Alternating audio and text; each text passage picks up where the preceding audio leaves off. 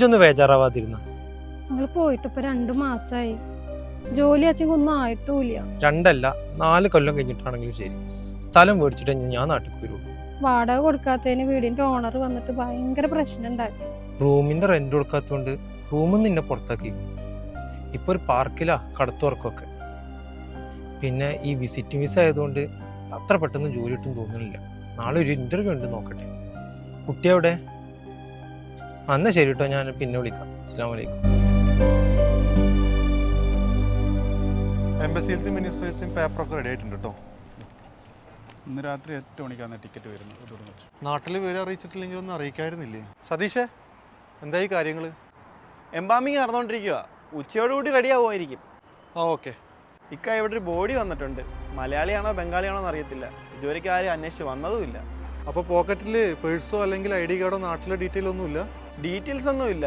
City പാർക്കിലെ ബെഞ്ചി മരിച്ചു കിടക്കുമായിരുന്നു. ആകെ ഒരു ഫോട്ടോ മാത്രമുണ്ട്. ന്യൂസ് കൊടുത്താലോ? നമുക്കൊരു കാര്യം ചെയ്യാം, സിറ്റി പാർക്കിൻ്റെ ആ പരിസരത്തൊക്കെ ഒന്ന് അന്വേഷിച്ച് നോക്കാം.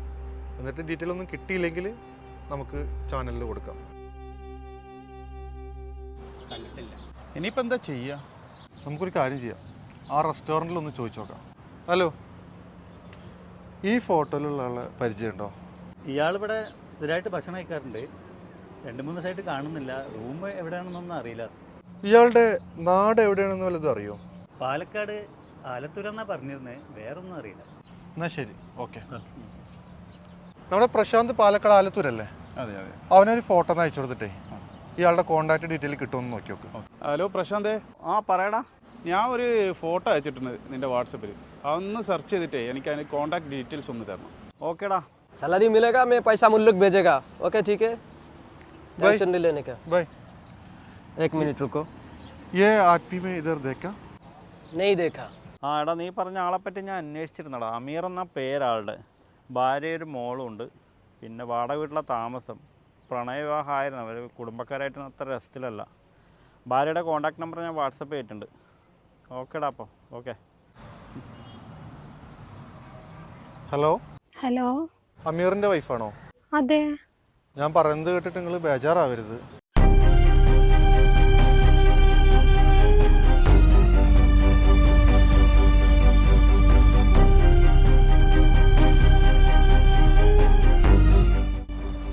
അഡ്രസ് ഒന്നും അറിയാതെ മറ്റുള്ളവർ വഴി മുഖാന്തരമാണ് ഇപ്പോൾ ഈ കോൺടാക്ട് നമ്പർ കിട്ടിയത്.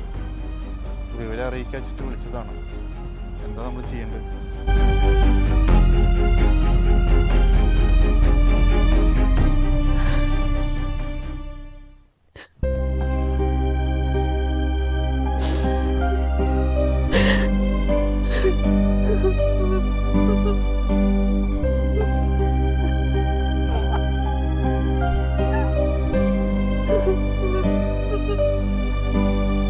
എനിക്ക് കടം തരാനോ എന്നെ സഹായിക്കാനൊന്നും ആരുമില്ല.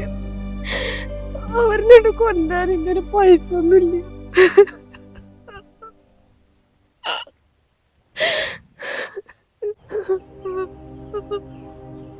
കടം വന്നിട്ട് ഇടങ്ങറായപ്പോ വിസിറ്റിംഗ് വിസയിൽ പോയതാണ്.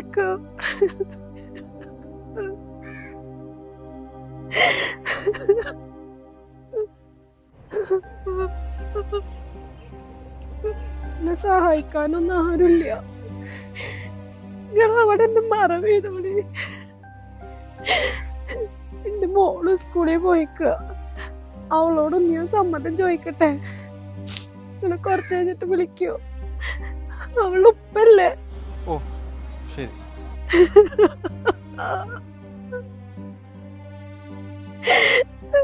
എന്ത് പറഞ്ഞവര്? ഇവിടെ തന്നെ മറവ് ചെയ്യാനാ പറയണത്. നാട്ടിലാകെ കടം കയറി വിസിറ്റ് വിസയിൽ വന്നതാ.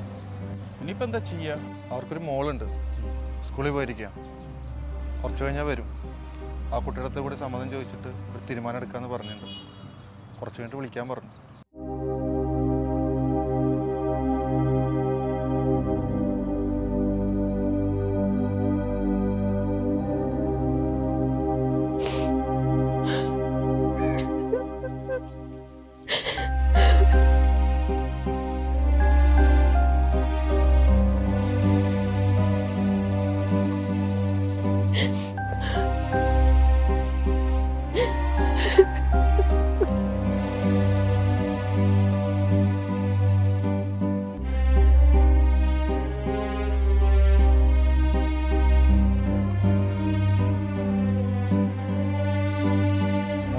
ഉമ്മാനോട് ഞാൻ നേരത്തെ കാര്യങ്ങളൊക്കെ പറഞ്ഞിരുന്നു. ഉപ്പാനെ നാട്ടിലേക്ക് കൊണ്ടുവരണ്ടെന്ന് അമ്മ പറഞ്ഞത്. മോളോടും കൂടി സമ്മതം ചോദിച്ചിട്ട് ഒരു തീരുമാനം എടുക്കാൻ പറഞ്ഞു. എന്റെ ഫ്രണ്ടിന്റെ വീട് എനിക്ക് വേണ്ടി മിസ് പൈസ പിരിവിട്ട്, അതുപോലെ ഞാൻ മിസ്സിനോട് പറഞ്ഞ മിസ് പൈസ പിരിവിടും. അപ്പൊ ഞാൻ ആ പൈസ ഗൾഫിലേക്ക് തരാം. അപ്പൊ എന്റെ ഉപ്പാനെ നാട്ടിലേക്ക് കൊണ്ടുവരുമോ?